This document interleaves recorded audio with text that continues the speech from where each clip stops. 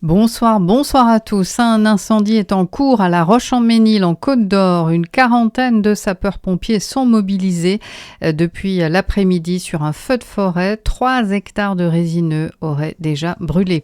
Autre sinistre en Côte-d'Or aujourd'hui à Dijon, où une pollution aux hydrocarbures touche le lac de Kyr. Dès ce matin, les sapeurs-pompiers de la Côte-d'Or sont intervenus. Ils ont mis en place un barrage filtrant afin de contenir la propagation du produit. On ne sait pas encore les causes et les circonstances de cette pollution.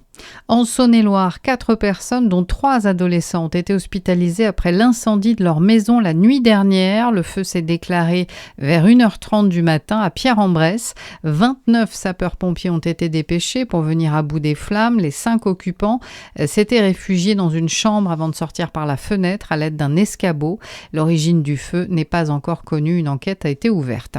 Dans le Jura, la pêche est de nouveau ouverte après les travaux de sécurisation terminés sur le barrage de Coiselet.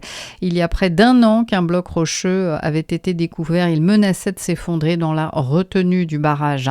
Les trains entre Dijon et Paris, eux, sont remplacés par des autocars tout ce week-end à cause d'un chantier de grande ampleur qui est programmé dans le secteur de Montbard, en Côte-d'Or. Les TER Mobigo seront maintenus entre Paris et Auxerre, ainsi qu'entre Dijon et Lyon. Les TGV qui relient la capitale à la Cité des Ducs sont eux aussi concernés par ces perturbations.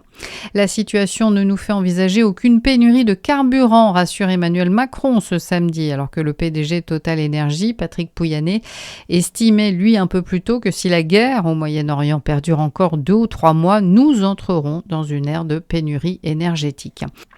En foot, la 21e journée d'Arkema Première Ligue, les Dijonnaises reçoivent le Paris FC à 21h. Bon début de soirée sur Fréquence Plus.